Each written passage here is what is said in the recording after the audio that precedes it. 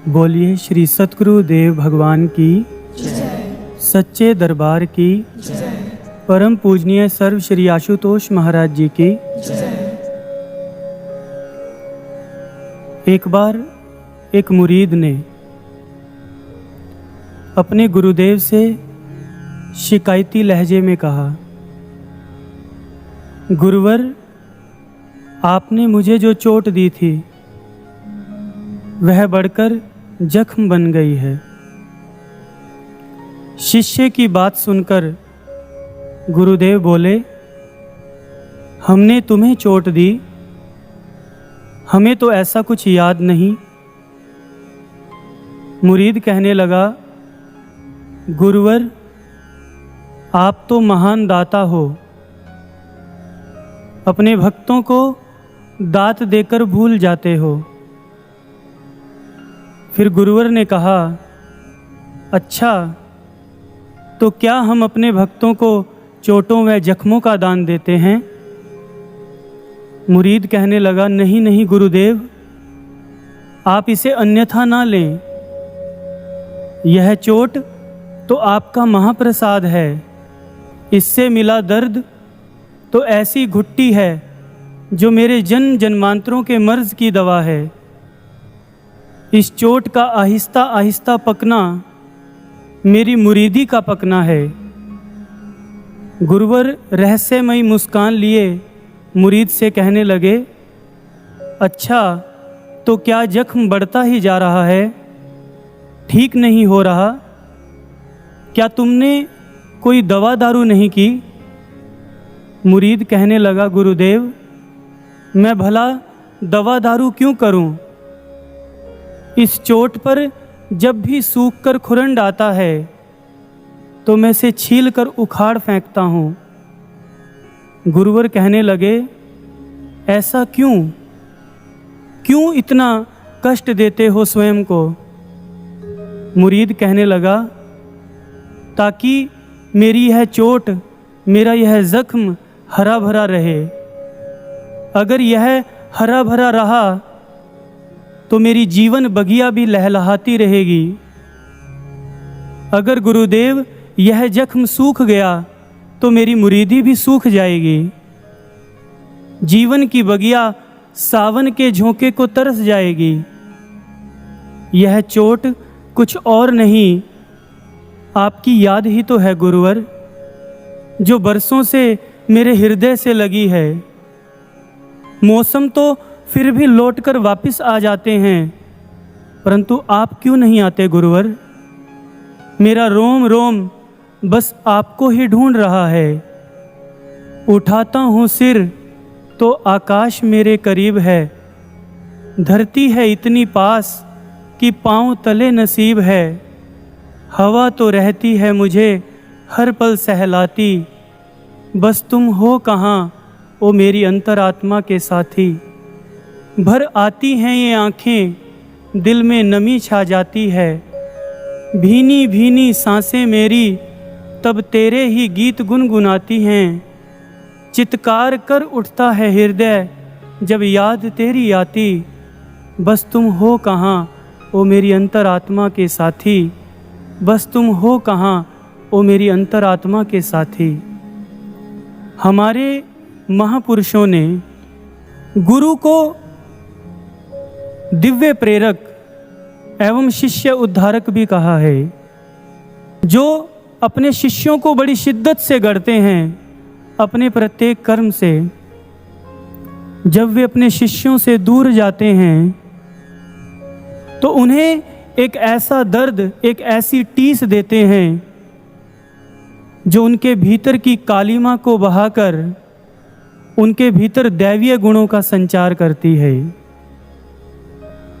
गुरु की याद एक ऐसा महायोग है जो शिष्य को कुंदन बना देता है, उसे उसके वास्तविक स्वरूप से अवगत कराता है, उसके जीवन को गुरु केंद्रित कर देता है।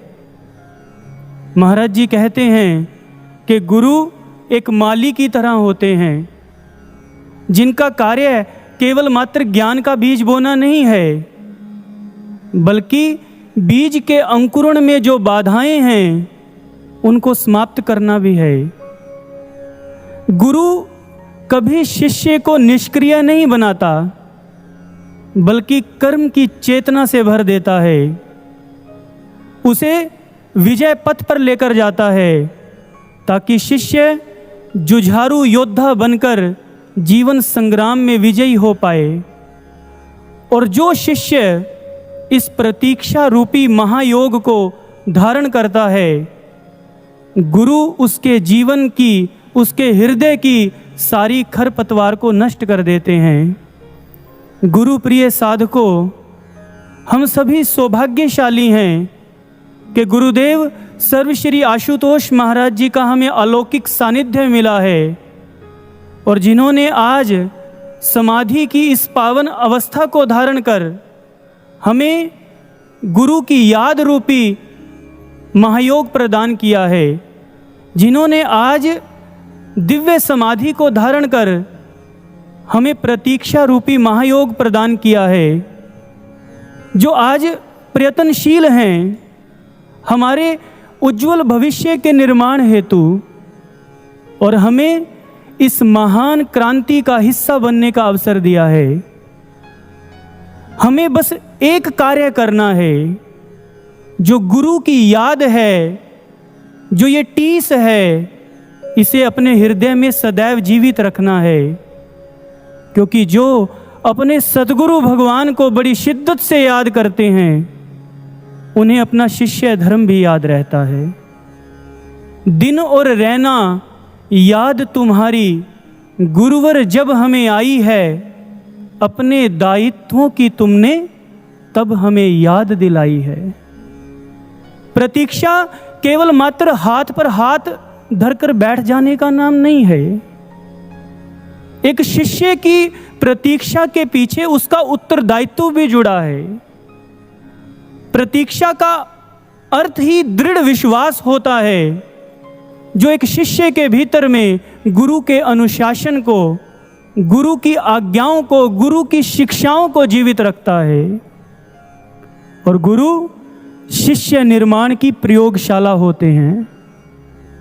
और अगर आप गहराई से सोचेंगे, अपने जीवन में आंकलन करेंगे, तो महाराज जी का जो ये समाधि काल है, समस्त शिष्य समाज के लिए एक निर्माण काल ही तो है, जिसमें महाराज जी प्रयत्नशील हैं हमारे भीतर की त्रुटियों को समाप्त करने में, और एक कुम्हार की भूमिका निभा रहे हैं। अगर बाहर से कोई चोट हम पर पड़ती है तो भीतर से अपना हाथ भी लगाते हैं, उनका दिव्य प्रेम भी हमें मिल रहा है। सज्जनों, हम सदैव गुरु के लिए दो शब्द प्रयोग करते हैं, कृपा निधान एवं दया निधान। देखने में ये दोनों शब्द एक समान प्रतीत होते हैं, परंतु वास्तविकता यह नहीं है। वास्तव में ऐसा नहीं है। जब हम गुरु के निमित्त कोई कर्म करते हैं और उसके फलस्वरूप कृपा करके गुरु कृपा निधान कहलाते हैं, परंतु जब हम कुछ भी नहीं करते, जब हमारा गुरु के निमित्त कोई प्रयास नहीं होता, फिर भी हमारा जीवन संवर जाता है। ये गुरु का दया निधान स्वरूप है। और आज हमें जो कुछ भी मिला है या मिल रहा है, ये महाराज जी के दया निधान स्वरूप के कारण है। दया निधान स्वरूप के कारण महाराज जी के हृदय में अपने शिष्य समाज के लिए गहन संवेदना का भाव है। आज जहां सारा समाज, पूरा विश्व अशांति व भय के माहौल से गुजर रहा है, ऐसे समय में महाराज जी का सतत मार्गदर्शन मिलना, उनकी दिव्य प्रेरणाएं मिलना, ये उनकी दया ही तो है हम सब पर। आप जरा आंकलन कीजिए, जब आप महाराज जी से पहली बार मिले थे, जब हमने पहली बार उनका दर्शन किया था, इस ब्रह्म ज्ञान की दीक्षा को प्राप्त किया था, उस दिन हमारी स्थिति क्या थी और आज वर्तमान में हमारी स्थिति क्या है? अगर ईमानदारी से सोचेंगे ना, आंकलन करेंगे, तो हम पाएंगे कि आज जिस मुकाम पर महाराज जी ने हमें पहुंचा दिया है, तपस्वी युगों की तपस्या के बाद भी नहीं पहुंच सकते। जिस मुकाम पर आज महाराज जी हमें ले आए हैं, ये उनकी दया ही तो है।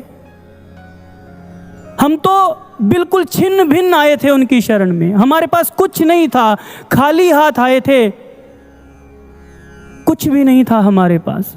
उन्होंने कुछ नहीं देखा, हमारी कोई कमी नहीं देखी, कोई अवगुण नहीं देखा, हमें अपना लिया, हमें अपना स्नेह दिया, अपना प्रेम दिया और ब्रह्मांड की सबसे बड़ी निधि ब्रह्म ज्ञान दे दिया। महाराज जी ने अपना सर्वस्व उड़ेल कर रख दिया, कोई शर्त नहीं रखी। क्या ये बात हम भूल सकते हैं? तुझे याद तो होगा जब उसने तुझे बिना शर्त अपनाया था, व्याकुल और बेहाल था तू, दुनिया का ठुकराया था। गुरुवर ने कहा था, सुन पगले, जब संग हूं मैं क्यों रोता है, तेरा उज्जवल भविष्य लाने को गुरु जागता है जब तू सोता है। महाराज जी सतत प्रयत्नशील हैं। ये महाराज जी का प्रयास है जो आज भी हम इस पथ पर कायम हैं। भाग्य का निर्माण गुरु के अलावा कोई नहीं कर सकता।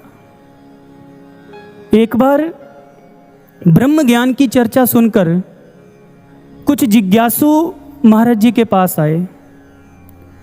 उन्होंने महाराज जी से कहा कि हमने तो पहले ही गुरु धारण कर रखे हैं और हमारे गुरु तो भविष्य में जो हमारे साथ घटने वाला है वो हमें पहले ही बता देते हैं। महाराज जी ने दिव्य मुस्कान के साथ उन जिज्ञासु जनों की ओर देखा और महाराज जी ने कहा, गुरु भाग्य नहीं बताता है, गुरु तो भाग्य का निर्माता है। गुरु भाग्य का निर्माता है। आपके गुरु तो आपको आपका भावी बता सकते हैं, परंतु एक पूर्ण निष्ठ परम गुरु, दिव्य गुरु भाग्य को बदल देते हैं। यहां पर भाग्य बताया नहीं जाता है, यहां तो भाग्य बनाया जाता है। सतगुरु की पाठशाला में जब भी कोई शिष्य आता है, गुरु उसे पूर्णत्व की ओर ले जाने के लिए प्रतिबद्ध होते हैं।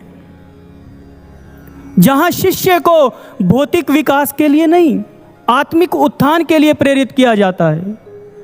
सतगुरु त्रिकालदर्शी सत्ता होती है, जिसे अपने प्रत्येक शिष्य का प्रारब्ध पता होता है और उसी के अनुसार वो अपनी कार्य प्रणाली को बनाते हैं, निश्चित करते हैं। फिर किसी को कुम्हार बनकर गढ़ते हैं, किसी को मूर्तिकार बनकर तराशते हैं, किसी के कर्मों को धोबी बनकर धोते हैं, किसी की जीवन कविता को कवि बनकर छंदों से सजाते हैं, ताकि शिष्य का जो चरित्र है वो उज्जवल हो, उसके चरित्र में दिव्यता का प्रसार हो और वो गुरु की अभिव्यक्ति बन पाए और गुरु फिर उसको समाज में फैले अंधकार को समाप्त करने के लिए, अज्ञानता को समाप्त करने के लिए एक अमोघ बाण के रूप में प्रयोग कर पाए। गुरु की ऐसी अभिलाषा होती है। आज महाराज जी का भी प्रयोजन कुछ ऐसा ही है, उनके प्रयास भी कुछ ऐसे ही हैं। हमारे चरित्र में दिव्यता लाने के लिए महाराज जी हमें विभिन्न परिस्थितियों से निकालते हैं। आज तक महाराज जी के समाधि काल के दौरान जो कुछ भी घटित हुआ है सब हमारे निर्माण के लिए है, या जो कुछ हो रहा है सब कुछ पूर्व निर्धारित है। जो कुछ हुआ है होगा है योजना प्रभु की, उज्जवल भविष्य की है संकल्पना प्रभु की। सब कुछ पूर्व नियोजित है। अगर हम अपने छोटे छोटे दायरों से ऊपर उठेंगे ना, तब हमें महाराज जी की इस दिव्य कार्यशैली का भी बोध हो जाएगा। गुरु प्रिय साधकों, हमारे जीवन की विडंबना पता क्या है? हमारे जीवन में समस्या क्या है? हम सदैव संभव और असंभव के गणित में उलझ जाते हैं। जब महाराज जी ने समाधि की इस पावन अवस्था को धारण किया, तब हम अस्थिर चित्त हो गए। हमारे मन में कितने असंभव पैदा हो गए, जैसे ये मिशन आगे कैसे बढ़ेगा, कौन इस मिशन को चलाएगा, अब कार्यक्रम कैसे होंगे, अब प्रचार कैसे होगा, अगर कार्यक्रम हुए तो क्या लोग कार्यक्रमों में आएंगे। इतने सारे असंभव हमारे मन में पैदा हुए। परंतु क्या हुआ? कोई तूफान, कोई झंझावात मिशन के वेग को रोक नहीं पाया। कार्यक्रम भी हुए, प्रचार भी हुआ, लोग भी जुड़े और लोगों के मनों में महाराज जी के प्रति, मिशन के प्रति एक अपूर्व दीवानगी देखी गई, दीवानापन देखा गया। सब कुछ संभव होता चला गया। आइए हम इस असंभव और असंभव की पहेली को सुलझाते हैं पूर्व युग की कुछ घटनाओं से। त्रेता युग में जब भगवान श्री राम ने अपने अभियान का सूत्रपात किया, उनके सामने भी कम चुनौतियां नहीं थी। पूरी की पूरी वानर सेना समुद्र तट पर अवरुद्ध बैठी थी। माता सीता ने केवल 1 माह का समय दिया हुआ था, उससे पहले पहले लंका पहुंचना था। प्रत्येक योद्धा असंभव के भाव से जूझ रहा था। क्यों?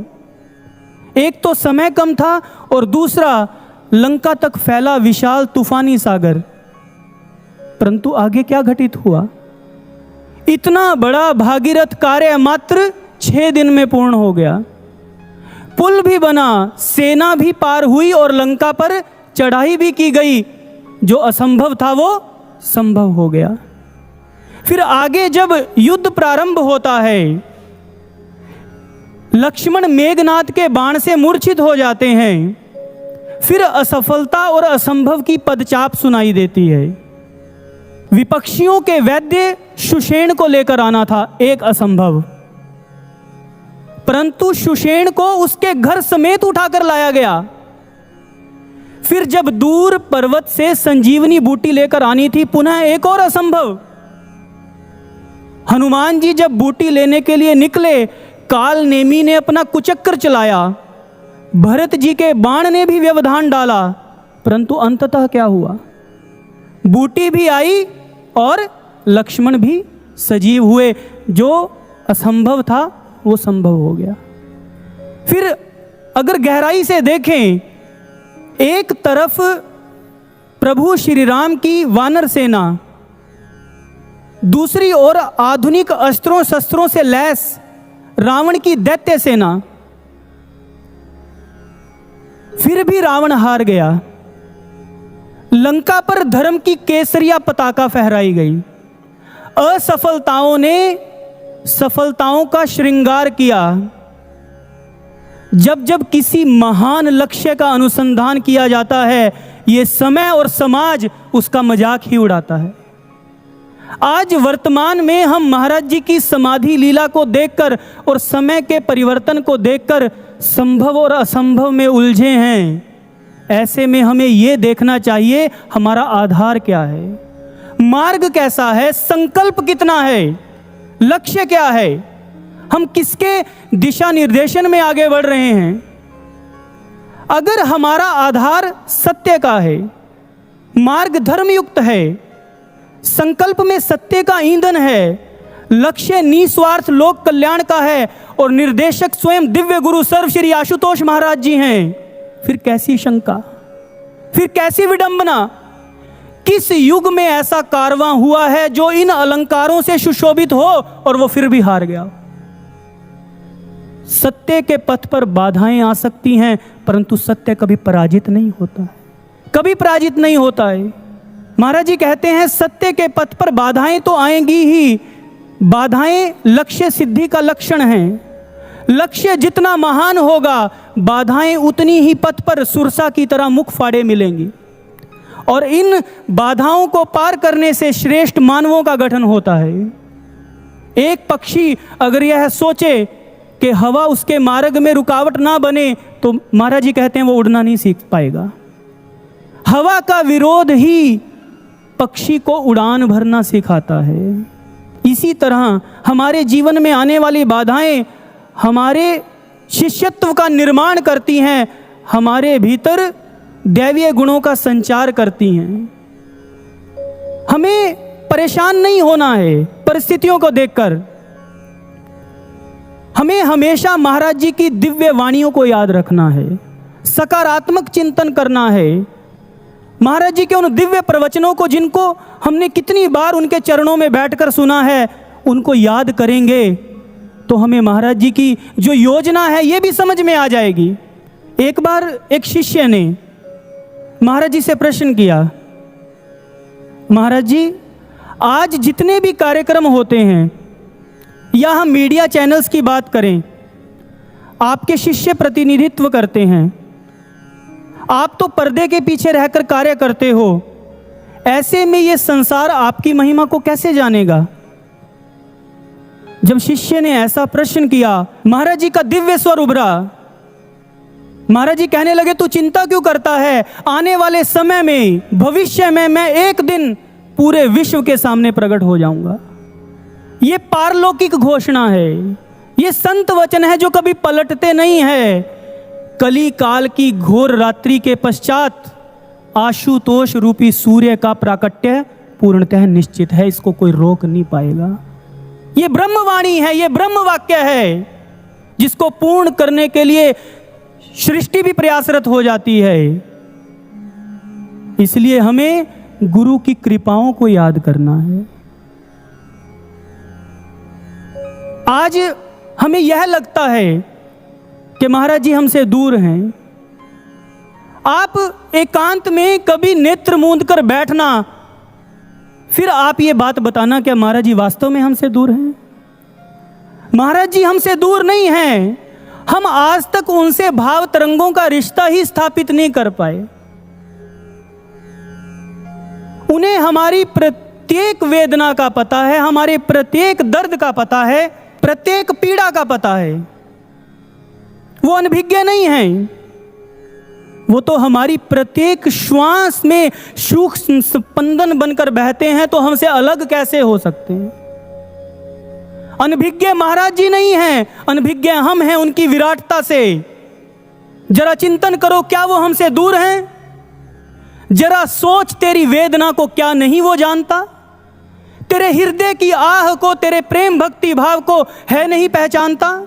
फिर कैसी उलझन और कैसी विडंबना, जब लक्ष्य इतना महान है, थमना नहीं, डरना नहीं और धैर्य को खोना नहीं। तू आशुतोष की संतान है। इसलिए हमें संकल्प धारण करना है इस पथ पर अनवरत चलने का। महाराज जी कहते हैं, भाग्योदय का स्वर्णिम अवसर उसी को प्राप्त होता है जो सदैव चलता रहता है। रुकना जीवन नहीं है, प्रमाद जीवन नहीं है, संशयग्रस्त होकर बैठ जाना जीवन नहीं है। इसलिए इस पथ पर सदैव चलते रहो, चलते रहो, क्योंकि अगर हमारे जीवन में गति होगी तो प्रगति भी होगी।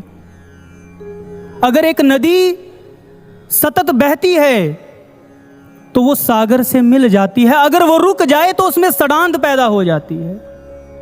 महाराज जी कभी नहीं चाहते हैं कि हमारे जीवन में गिरावट हो।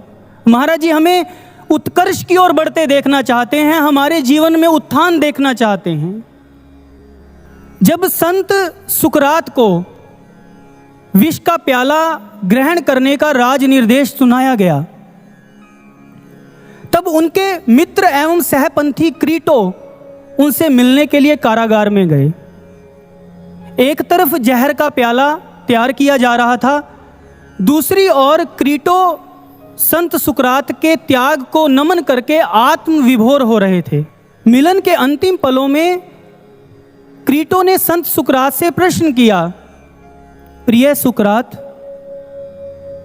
आप हमें बताएं कि हम ऐसा क्या करें जिससे आपकी प्रसन्नता को प्राप्त कर पाएं।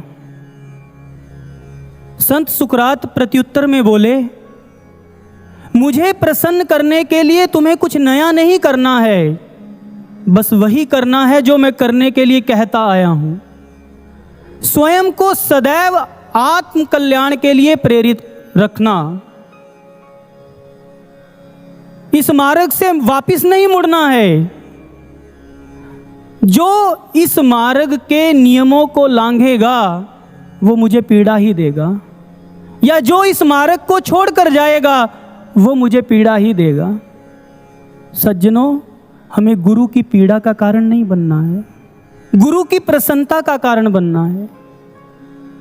आप सोचिए, अगर आपसे कोई एक प्रश्न करे, कौन सा प्रश्न? एक तरफ आपके गुरु महाराज जी हैं, एक तरफ संसार है, आप दोनों में से किसको श्रेष्ठ कहेंगे?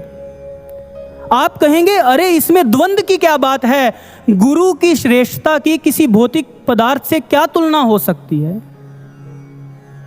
अगर हम इस बात को भली भांति जानते हैं कि गुरु से श्रेष्ठ कोई नहीं है, तो उसको प्राप्त करने के लिए किया गया प्रयत्न भी श्रेष्ठ किस्म का होना चाहिए।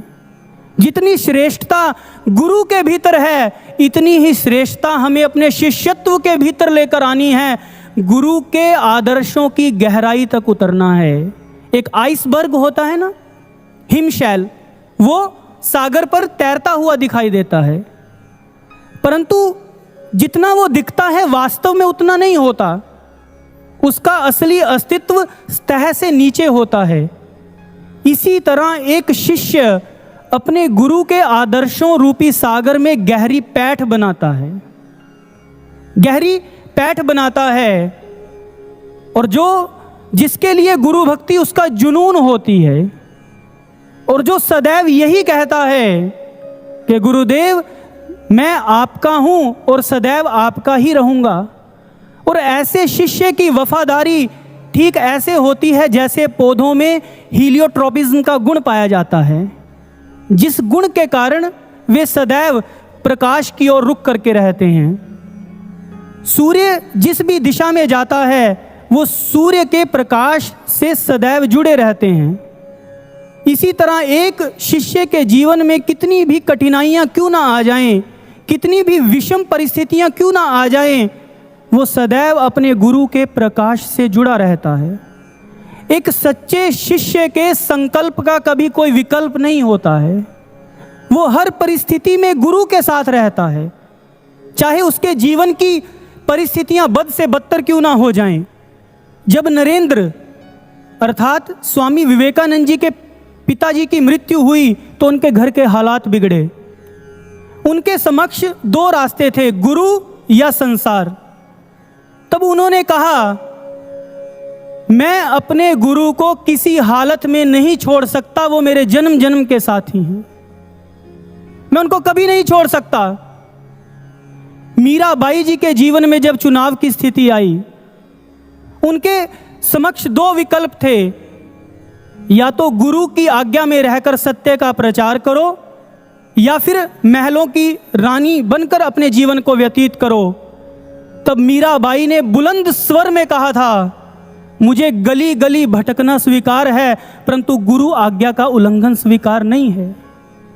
वीर हकीकत अगर चाहता तो सिर्फ इतना कहकर के मैं श्री गुरु गोविंद सिंह महाराज जी को नहीं जानता, अपने प्राणों की रक्षा कर सकता था, परंतु उसने गुरु के सम्मान के लिए स्वयं को कुर्बान कर दिया। ये चंद भक्तों की उदाहरण नहीं है। चाहे हम भक्त प्रहलाद की बात करें, चाहे हम बुल्ले शाह जी की बात करें, चाहे अमीर खुसरो की बात करें, या जितने भी भक्त इस धराधाम पर हुए हैं, जितने भी ऐतिहासिक भक्त हुए हैं, उनके लिए गुरु का कोई विकल्प नहीं था, उनके संकल्प का कोई विकल्प नहीं था। महाराज जी कहते हैं, एक सच्चा गुरु भक्त पता कैसा होता है? एक सच्चा गुरु भक्त वो होता है जिसकी दशा एक जहाज के पंछी जैसी हो जाती है, जो सदैव यही गुनगुनाता है, मेरो मन अनंत कहाँ सुख पावे, जैसे उड़ी जहाज को पंछी पुनी जहाज पे आवे। ऐसा होता है एक गुरु भक्त, जिसके लिए गुरु चरणों के अलावा कोई ठोर नहीं होती है, जो अपना सर्वस्व अपने गुरु के लिए कुर्बान कर देता है, अपनी प्रत्येक श्वास गुरु को समर्पित कर देता है, पूर्णतः समर्पित हो जाता है। वो आधे अधूरे समर्पण के साथ गुरु के पास नहीं जाता। समर्पण के संबंध में स्वामी अरविंद जी बड़ा अच्छा बताते हैं। स्वामी अरविंद जी कहते हैं समर्पण दो तरह से होता है, विशुद्ध समर्पण एवं अशुद्ध समर्पण। जब एक शिष्य कहे कि मैंने अपना जीवन गुरु को सौंप दिया है, वो जो चाहें सो करें, और इतना कहकर वे हाथ पर हाथ धरकर बैठ जाए, तो स्वामी अरविंद कहते हैं ये अशुद्ध समर्पण है। विशुद्ध समर्पण इसके विपरीत है, जो एक शिष्य को अकर्मण्य नहीं बनाता, बल्कि प्राणपन के साथ कर्म में जुट जाना सिखाता है। जहां एक शिष्य गुरु के लक्ष्य को अपना लक्ष्य बना लेता है और उसे पूर्ण करने के लिए अपनी पूरी ऊर्जा व साधन झोंक देता है, पूरी प्रतिबद्धता से, पूरी कटिबद्धता से अहम रहित होकर वो सेवा कर्म में जुट जाता है। उसका ऐसा विश्वास होता है कि गुरुदेव मेरे अंतस में उतरकर मेरा मार्गदर्शन करेंगे, मुझे प्रेरणाएं देंगे और मुझे जागरूक होकर उनको ग्रहण करना है। वो अपने मन और बुद्धि को गुरु को समर्पित कर देता है और फिर गुरु उसको यंत्र बनाकर उससे अपना कार्य करा लेते हैं। इसी तरह हमें भी गुरु के हाथों में यंत्र सा सजना है, अपने जीवन को गुरु के स्पुर्द कर देना है, बिना विचार विमर्श किए अपना सर्वस्व गुरु के कार्य के लिए लगा देना है। हमें यह अवसर बड़ा सस्ता नजर आता है। यह अवसर इतना सस्ता नहीं है जितना आज हम समझ कर बैठे हैं। इसकी कीमत का पता हमें तब लगेगा कल जब हमारा भविष्य हमारे सामने खड़ा होकर हमसे प्रश्न करेगा। ये जो योगदान का अवसर होता है ना, ये जो सेवाओं के मोर्चे होते हैं, ये हमेशा खुले नहीं रहते हैं, हमेशा नहीं खुलते हैं। जब भगवान श्री राम ने अपने अभियान को शुरू किया था, तब कितने वीर योद्धाओं ने, शिष्यों ने अपना योगदान दिया। उनके योगदान के फलस्वरूप वो अभियान पूर्ण हुआ। अभियान तो पूर्ण हो गया, परंतु जो योगदान के सेवा के मोर्चे थे वो भी साथ बंद हो गए। हनुमान जी जैसे कर्मठ सेवक, जिनको 100 योजन समुद्र लांघने की सेवा मिली थी, जिनके पास मैनाक पर्वत पर आराम करने का भी समय नहीं था, उनकी सेवा चुटकी बजाने तक सिमट कर रह गई। इसीलिए हम जागरूक रहें। ये सेवाओं के मोर्चे एक बार ही खुलते हैं और जब ये बंद हो गए तो हमारे सामर्थ्य की भी कोई कीमत नहीं रहेगी, कोई कीमत नहीं रहेगी। इसीलिए सदैव तत्पर रहना है योगदान के लिए। स्वामी विवेकानंद जी की शिष्या मार्गरेट अपने लेख में बड़ा सुंदर लिखती हैं। जब स्वामी विवेकानंद जी उनसे प्रश्न किया करते थे, तुम सब कैसे हो, तो एक ही उत्तर की कामना करते थे, क्या? Master, we are ready and alert, अर्थात हम तैयार हैं और सतर्क भी। हमें भी इसी मूल मंत्र को अपनाना है। हमें तैयार रहना है हर तरह के योगदान के लिए। हमें सतर्क रहना है अपने मन के कुतर्कों से। बस इतना कार्य करना है, क्योंकि ये जो मिशन है, ये गुरु महाराज जी का दिव्य मिशन है। इसे तो हर हाल में पूर्ण होना ही है। इसे पूर्ण होने से विश्व की कोई ताकत रोक नहीं पाएगी, कोई ताकत इसको रोक नहीं सकती आगे बढ़ने से, क्योंकि यह सूक्ष्म स्तर पर गुरु महाराज जी के द्वारा पहले ही सिद्ध किया जा चुका है। यह कोई साधारण मिशन नहीं है, यह किसी साधारण शख्सियत का चलाया मिशन नहीं है। इसका संचालन तो स्वयं युग नायक दिव्य गुरु परम पूजनीय सर्व श्री आशुतोष महाराज जी कर रहे हैं, और जिसे हर हाल में पूर्ण होना है। हमें यह देखना है कि इस मिशन के प्रति हमारा समर्पण कितना है, हमारा योगदान कितना है। सज्जनों, अब यह मिशन रुकने वाला नहीं है, यह तो द्रुत गति से आगे बढ़ेगा। इसकी रफ्तार और तेज हो जाएगी। इस मिशन को तो तूफानी वेग से आगे बढ़ना है। तूफानी वेग से अब बढ़ेगा दिव्य ज्योति का कारवां। कर्म योगियों की भुजाएं अब छुएंगी आसमां। हृदयासन पर विराजित स्वयं श्री महाराज हैं, वसुधैव कुटुंबकम का हाँ, यही आगाज है। ये मिशन आगे बढ़ेगा, बुलंदियों को छुएगा। हमें इस मिशन के साथ खड़े रहना है, हमें इस मिशन के साथ वफादारी निभानी है। महाराज जी अक्सर कहते हैं, जो मेरे मिशन से प्रेम करता है वास्तव में वो मुझसे प्रेम करता है। हमें संशयग्रस्त नहीं होना है किसी भी विचार को लेकर। इस संसार का अपना एक वेग है, भक्तों का वेग अलग होता है, भक्तों की चाल अलग होती है। एक बात हमेशा याद रखना, ये संसार हमारा कभी होगा नहीं। अगर हम इसके पीछे लगे, ये हमें गुरु का भी नहीं होने देगा। और हमें सिर्फ गुरु का बनना है, हमें इस मिशन की शान बनना है। महाराज जी स्वयं कहें कि ये मेरे मिशन की शान है। जैसे प्लेटो अपने शिष्य अरस्तु के संबंध में कहा करते थे, मेरी अकेडमी के मुख्यतः दो भाग हैं, एक इसकी देह और दूसरे इसके प्राण। निसंदेह इसके शरीर की रचना मेरी बाकी सभी विद्यार्थियों से है, परंतु अगर इसके कोई प्राण है, अगर इस अकेडमी की कोई आत्मा है, तो वो मेरा शिष्य अरस्तु है। और महाराज जी ये नहीं चाहते हैं कि उनका कोई एक शिष्य मिशन की शान बने। महाराज जी चाहते हैं मेरा प्रत्येक शिष्य मेरे मिशन की शान बने, मेरा प्रत्येक शिष्य योग्य बने, काबिल बने, जिस पर महाराज जी फक्र कर पाएं। प्रत्येक शिष्य को इतिहास में स्वर्णिम अक्षर बनना है। हमें मन के अधीन होकर नहीं चलना। कितनी बड़ी अपेक्षा करते हैं महाराज जी हमसे। गुरु की अभिव्यक्ति बनना ये आसान काम नहीं है। एक तरफ महाराज जी की अपेक्षाएं, दूसरी तरफ हमारे जीवन के द्वंद्व, छोटे छोटे दायरे जिनसे हम बाहर नहीं आना चाहते। गुरु प्रिय साधको, एक बात हमेशा याद रखना, भक्ति मार्ग मन के खिलाफ चलने का मार्ग है, मन के साथ चलने का मार्ग नहीं है। हम अपनी एक कृत्रिम बनावटी दुनिया में जीवन को व्यतीत कर रहे हैं। हमें लगता है यही सत्य है, और हमारी इस दुनिया में है क्या? निम्नता, नकारात्मकता, विकारों की सड़ांध के अलावा कुछ नहीं है। अगर हमें गुरु की समीपता को हासिल करना है, गुरु के नजदीक जाना है, तो हमें अपनी मन की बनाई दुनिया को उजाड़ना ही पड़ेगा। और कबीर साहब इसके बारे में बड़ा सटीक कहते हैं, कबीरा खड़ा बाजार में लिए लुकाठी हाथ, जो घर फूंके आपनो चले हमारे साथ। इसलिए हमें अपने मन को गुरु की कक्षा में स्थापित करना है, हमें गुरु के गुरुत्वाकर्षण के दायरे में जाना है।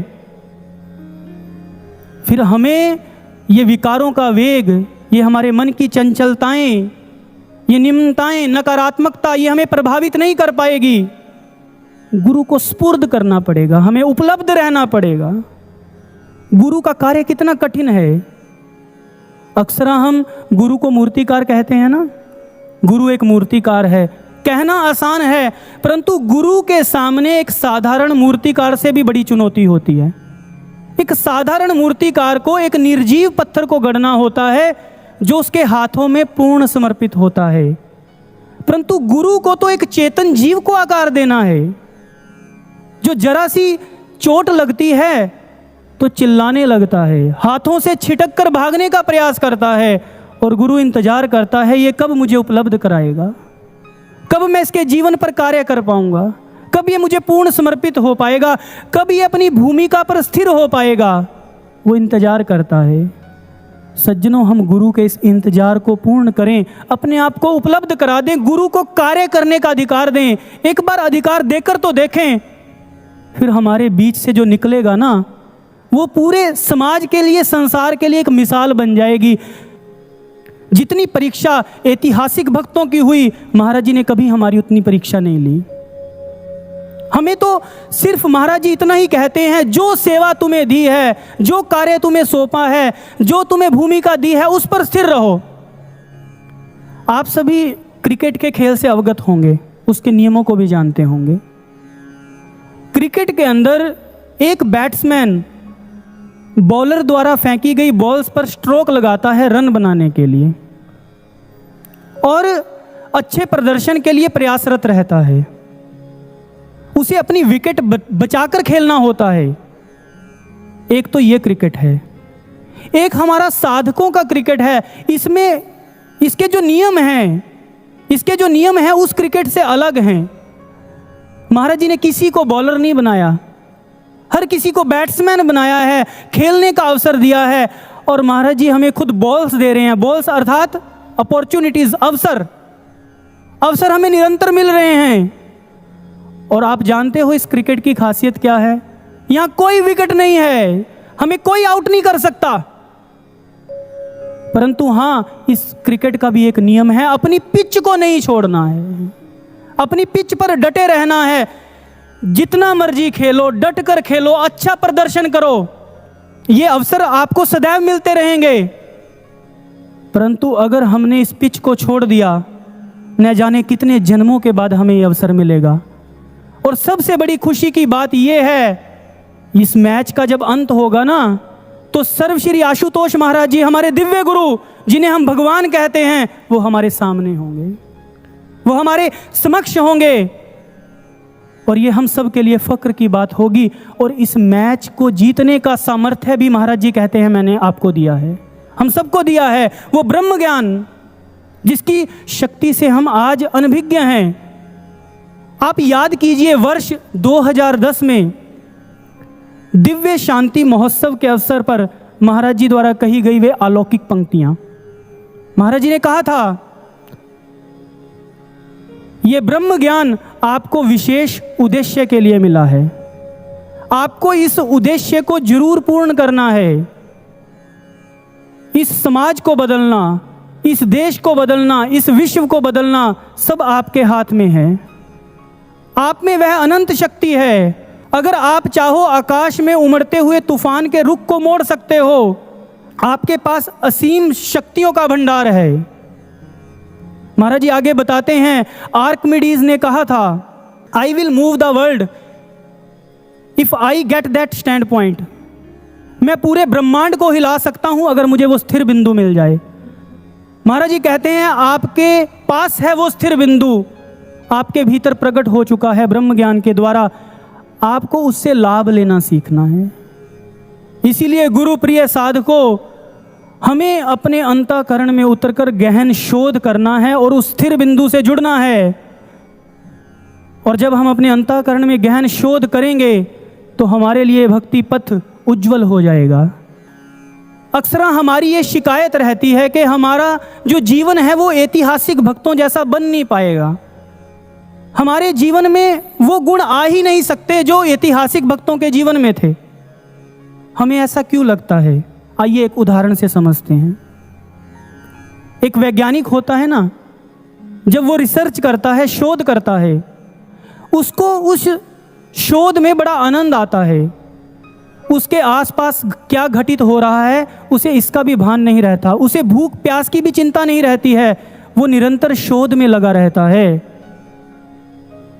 इसके विपरीत एक नया छात्र अगर उस वैज्ञानिक के शोध पृष्ठों का अध्ययन करने लग जाए या उस वैज्ञानिक के पास खड़ा होकर उसकी रिसर्च को देखने लग जाए तो वो ऊबने लगता है, उसे ये सब नीरस लगता है, उसमें आनंद नहीं आता। इसका कारण क्या है?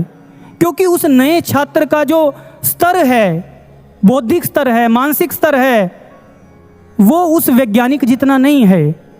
अगर वो नया छात्र इसे नीरस व उबाऊ कहकर छोड़ देता है तो वो कभी वैज्ञानिक नहीं बन पाएगा।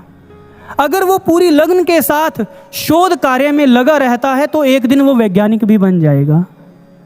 इसी तरह सज्जनों, हम ध्यान को, साधना को, भक्ति को नीरस व उबाऊ कहकर छोड़ देंगे तो हमारे स्तर में वृद्धि कैसे होगी? हमारा स्तर उन ऐतिहासिक भक्तों तक कैसे पहुंचेगा? हमें इसे नीरस और उबाऊ कहकर छोड़ना नहीं है, हमें ध्यान की गहराइयों में उतर जाना है और अपने भीतर गहन शोध करना है। जब हम साधना की गहराइयों में उतरेंगे, हमें हमारा ध्येय बड़ा उज्जवल दिखाई देगा, हमारे लिए सब कुछ सरल हो जाएगा, आसान हो जाएगा। धीरे धीरे इस मार्ग की जो कठिनाइयां हैं वो छंटने लगेंगी, क्योंकि साधना जो हम समझते हैं वास्तव में वो साधना नहीं है। हम ये सोचते हैं कि हम महाराज जी को प्रार्थना करके हम आंख बंद करके बैठ जाएं, फिर जो कुछ भी हो वो साधना है? नहीं, साधना तो स्वयं को साध लेने का नाम है। साधना तो अपने मन के साथ संघर्ष करने का नाम है। जहां एक साधक अपने विकारों से लड़ता है, अपनी कमियों से लड़ता है, और लड़ता ही नहीं है, उन पर विजय भी प्राप्त करता है। वो अपनी आदतों में, अपनी दिनचर्या में परिवर्तन लेकर आता है। इसलिए ये परिवर्तन हमें भी अपने जीवन में लाना है। हमें भी अपने मन के साथ लड़ना है। हमें विकारों के साथ रहने की आदत हो गई है, हमें गलत आदतों के साथ जीने की आदत पड़ गई है, और इस आदत को हमें सुधारना पड़ेगा। इसलिए त्याग कर प्रमाद को श्रेष्ठ चिंतन हम करें। मन में ले संकल्प ये साधना को दृढ़ करें। साधना मन में जगाए, श्रद्धा और विश्वास को गुरु चिंतन में कर दो समर्पित। साध को हर श्वास को साधना में ही छिपी गुरु कृपा अपार है। शिष्य के निर्माण का एक साधना आधार है, एक साधना आधार है।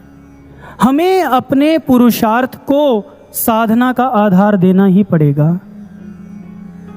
साधना एक ऐसी प्रक्रिया है जो शिष्य को परिपक्व बनाती है। गुरु की ओर से आने वाले प्रत्येक संदेश को हृदय भूमि पर उतार देती है। एक शिष्य को उसकी कमियों से लड़ना सिखाती है। जीवन में आने वाले तूफानों व झंझावातों का सामना करना सिखाती है। और जो निरंतर ध्यान साधना करते हैं, उनका शिष्यत्व इतना परिपक्व हो जाता है कि अपने जीवन में वो स्थिरता को प्राप्त कर लेते हैं। साधकों, आज हमें महाराज जी का दिव्य मार्गदर्शन मिलता है सत्संग विचारों के माध्यम से। और भी कितने ऐसे माध्यम हैं जिनके द्वारा हमें प्रेरणाएं मिलती रहती हैं, परंतु क्या कभी आपने ये चिंतन किया है, हमारे जीवन में कभी ऐसा अवसर आ जाए, हमें तुरंत मार्गदर्शन की जरूरत हो, हमें मार्गदर्शन की आवश्यकता पड़े और हमें मार्गदर्शन देने वाला कोई स्थूल साधन ना हो, फिर हम क्या करेंगे? इसलिए महाराज जी कहते हैं हमें स्वयं को स्वयं ही प्रेरणा देने का सूत्र भी सीखना ही होगा। और ये तभी संभव होगा जब हम सतत ध्यान करेंगे, सतत साधना करेंगे, फिर हम इसके काबिल बन पाएंगे। साधना हमारे भीतर की सुषुप्त शक्तियों को जागृत करती है। हमारे भीतर जितनी एनर्जी है, जितनी ऊर्जा है, हम जानते नहीं हैं। हमें इस बात का भी ज्ञान नहीं है, क्योंकि हम ध्यान के उस स्तर पर पहुंचे ही नहीं हैं जिस स्तर पर जाकर इन सुषुप्त शक्तियों को जागृत किया जा सकता है। और जब भीतर से प्रेरणाएं प्रस्फुटित होती हैं, एक भक्त बाहरी तौर पर उसके जीवन में कितना भी तूफान हो, वो भीतर से स्थिर रहता है, क्योंकि उसे सतत गुरु का मार्गदर्शन मिलता है। साधना एक ऐसी सूक्ष्म तरंग है जो हमारे हृदय के तार को गुरु के हृदय के तार से जोड़ देती है। उनकी ओर से आने वाली प्रत्येक प्रेरणा हमें प्राप्त होती है। शिष्य अपना मार्गदर्शन करना सीख जाता है, और ऐसे साधक के आगे कोई भी परिस्थिति बाधक बनकर नहीं आ सकती। ऐतिहासिक भक्तों ने भी अपने जीवन में इसी सूत्र को अपनाया था। हमें क्यों लगता है कि हमें गुरु का मार्गदर्शन नहीं मिल रहा है? इंटरनल कनेक्टिविटी अर्थात आंतरिक जुड़ाव ना होने के कारण हमें महाराज जी का मार्गदर्शन नहीं मिलता। महाराज जी ने इस तथ्य को परिभाषित करने के लिए एक शिष्य से कहा, जब तुम फोन पर किसी से बात कर रहे हो और बीच में दूसरी कॉल आ जाए तो क्या होता है? शिष्य ने कहा, महाराज जी कॉल वेटिंग में चली जाती है। फिर महाराज जी कहने लगे, ठीक इसी तरह हम तुम्हें याद करते हैं, तुमसे बात करते हैं, परंतु तुम अपना ध्यान कहीं और लगाकर रखते हो, व्यस्त रहते हो, और हम वेटिंग में ही रह जाते हैं। अगर हमें हर पल सुनना है तो अपनी लाइन फ्री रखा करो। यही सूत्र है गुरु से जुड़ने का। गोस्वामी तुलसीदास जी कहते हैं, इसी सूत्र को अपनाकर हनुमान जी ने प्रभु श्री राम को अपने वश में कर लिया था। सुमिर पवन सुत पावन नामू, अपने बस करी राखे रामू। वो सदैव जुड़े रहे अपने प्रभु के साथ। उन्होंने अपनी लाइन को कभी व्यस्त नहीं होने दिया किसी के लिए, उनका ध्यान सदैव अपने प्रभु की ओर था। इसलिए हमें भी अपने जीवन के अंतर्गत अपना ध्यान गुरु पर केंद्रित रखना है। साधना में एक गुण नहीं है, साधना हमारे भीतर भावों की रसधार भी बहा देती है। क्योंकि महाराज जी हमें केवल मात्र एक कार्यकर्ता बनाना नहीं चाहते हैं, शुष्क कार्यकर्ता नहीं बनाना चाहते हैं। महाराज जी हमें प्रेमी शिष्य बनाना चाहते हैं, और साधना इसमें हमें सहयोग प्रदान करती है प्रेमी शिष्य बनने में। कैसे? जो मोम के सौदागर होते हैं ना, उनका अनुभव है जब मोम को रंगना हो तो उसका तरल अवस्था में होना बहुत जरूरी है। जब वो तरल अवस्था में होता है, उसमें कोई भी रंग डालो, मोम उसी रंग में रंग जाता है। इसी तरह एक शिष्य के भीतर जब भावों की तरलता पैदा होती है, जब वो ध्यान करता है, भीतर से जब वो पिघल जाता है, तो महाराज जी जो भी रंग उस शिष्य पर डालना चाहते हैं वो उसी रंग में रंग जाता है। इसी रंग में मीरा रंगी, इसी रंग में बुल्ले शाह रंगे। जितने भी ऐतिहासिक भक्त थे, उन्होंने अपने आप को भीतर से पिघला लिया था, उनके जीवन में भावों की तरलता थी, इसलिए वो गुरु के रंग में रंग पाए। ये एक भक्त की कमजोरी नहीं है, इसे कमजोरी समझने की भूल मत करना। अगर भावनाओं का स्तर ऊंचा होगा तो गुरु की याद और मजबूत हो जाएगी। गुरु की याद मजबूत होगी तो कर्तव्य पथ से कोई विचलित कर ही नहीं पाएगा। हमें गुरु की याद को, उस टीस को अपने भीतर सदैव जीवित रखना है, सदैव जीवित रखना है। तभी हमें हमारा कर्तव्य पथ उज्जवल नजर आएगा। स्वामी विवेकानंद जी कहते हैं, कर्तव्य पथ तभी हल्का व आसानी से चलता है जब उसमें प्रेम की चिकनाई लगी होती है, अन्यथा यह मात्र एक अविराम घर्षण है। साधना हमारे भीतर भावों की रसधार बहा देती है, हमारे अंतःकरण को तरल बना देती है। और महाराज जी कहते हैं कि गुरु की याद में बहते हुए ये आंसू एक शिष्य को कमजोर नहीं बनाते, बल्कि नव क्रांति के लिए उसके भीतर ईंधन भर देते हैं, जिसमें आकाश की ऊंचाई के साथ साथ समुद्र की गहराई भी होती है। और एक शिष्य के भीतर गुरु प्रेम का जो दीपक है वो सदैव जलता रहता है। इसीलिए गुरु प्रिय साधको, हमें अपने जीवन में ये भावों की तरलता को लेकर आना है, हमें गहन साधना करनी है। इससे जो गुरु की याद है, जो गुरु की याद रूपी टीस है, वो सदैव हमारे भीतर जीवित रहेगी और हमारे कर्तव्य को हमें याद दिलाती रहेगी। और हम ध्यान साधना करेंगे, हमारा सकारात्मक चिंतन होगा, फिर हमारे लिए कुछ भी मुश्किल नहीं है। ये समय संशयग्रस्त होकर जीने का समय नहीं है। हमें अपने जीवन से संशयों को दूर करना है। अगर हमारे मन में, हमारे भीतर लेश मात्र भी संदेह का कांटा है, उसे हमें ध्यान के कांटे से निकाल फेंकना है। संशयों के वन से बाहर निकल, श्रद्धा का सेतु दिख जाएगा। गुरु वचनों को जरा स्मरण तो कर, विश्वास भी दृढ़ हो जाएगा। उसकी है निगाहें तुझ पर ही, हर पल तेरे संग वो होता है। तेरा उज्जवल भविष्य लाने को गुरु जागता है जब तू सोता है। इसलिए गुरु प्रिय साधको, आज हमारे पास जितना भी समय शेष है, हम उसे गुरु की आगमन की तैयारी में लगा दें। एक बात सदैव याद रखना, गुरु के वचन ब्रह्म वाक्य होते हैं जिन्हें पूर्ण होना ही होना है। हमारा धर्म क्या बनता है? हम अपने शिष्यत्व को सहेज कर रखें, सद्गुणों का संचय करें। हमारे जीवन में हमें जो महाराज जी ने भक्ति की निधि प्राप्त की है, उसका कभी क्षय नहीं होना चाहिए, उसमें कभी गिरावट नहीं आनी चाहिए। एक बात हमेशा याद रखना, डिलीट जितना फास्ट होता है ना, डाउनलोड उतना फास्ट नहीं होता। और महाराज जी के उपकार के कारण आज हमें ये पथ मिला है, ये महाराज जी की दया के कारण मिला है, महाराज जी के दया निधान स्वरूप के कारण मिला है। इसलिए इस निधि का क्षय नहीं होना चाहिए। बस हम दृढ़ता के साथ इस पथ पर बढ़ते रहें, ध्यान साधना करें, महाराज जी के अनुशासन को याद रखें, महाराज जी की शिक्षाओं को याद रखें, फिर हमारे लिए कुछ भी कठिन नहीं है। और अंत में मैं इन्हीं शब्दों के साथ विराम देना चाहूँगा। गुरु के वचनों को पूर्ण करने का समय ये आया है। क्यों विघ्नों से घबराएं जब सिर पर उसका साया है। अद्भुत और अनुपम अवसर है, इसको नहीं गंवाना है। सतगुरु के संबल को लेकर आगे बढ़ते जाना है। उनके ही साये से अब तो बदलेंगे हालात हैं। निश्चित है मंजिल से अपनी होनी अब मुलाकात है, होनी अब मुलाकात है। बोलिए श्री सद्गुरु देव भगवान की, सच्चे दरबार की, परम पूजनीय सर्व श्री आशुतोष जी महाराज की। धन्यवाद।